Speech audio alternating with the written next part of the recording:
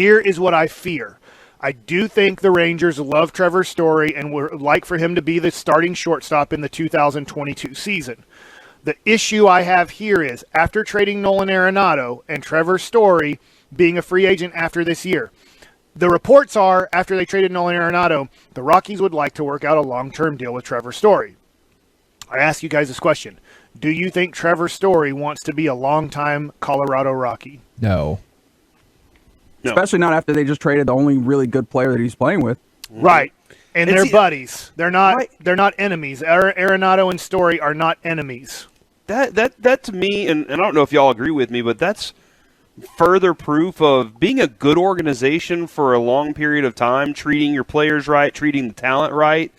It creates the idea of, yeah, they want to stick around, but also players want to eventually be with you in these situations. And a lot of GMs/owners, I think, look in a very short-term way of things, very short-term, and then that screws up what they could do over a 10-year period in these kinds of trades and moves. So I don't think Trevor Story is going to agree to an extension with the Colorado Rockies, which the likelihood means now the Rockies have to look at it just like Francisco Lindor in Cleveland, just like other teams that have guys like this.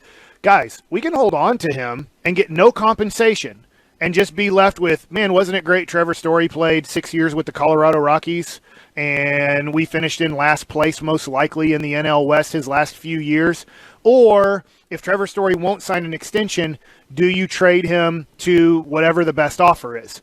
And the team trading for him is probably trading for him not only for this year, but thinking, hey, we probably want him long term. There have been trades like Manny Machado going to the Dodgers and then him signing with the Padres. So I'm not saying it's out of the possibility that Trevor Story gets traded to a contender in July and then doesn't sign with that team and signs with the Texas Rangers.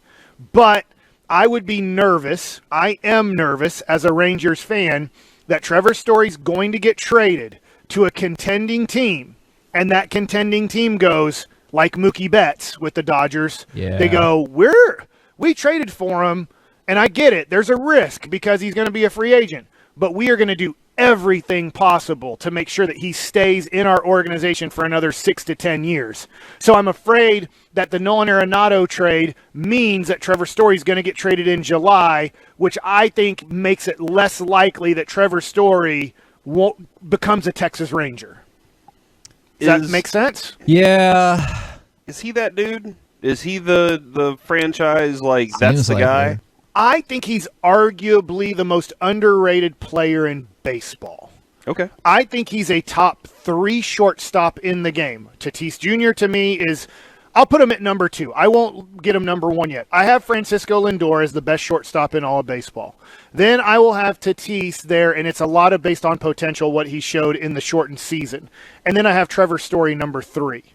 Seager's up there. Obviously, he just won NL MVP and then, or NL CS MVP and then won World Series MVP. He just hasn't been healthy enough for me to go up there. There's so many great shortstops in the game right now. It's a premium position. Bogarts is very, not talked about with the Red Sox. He's a great one.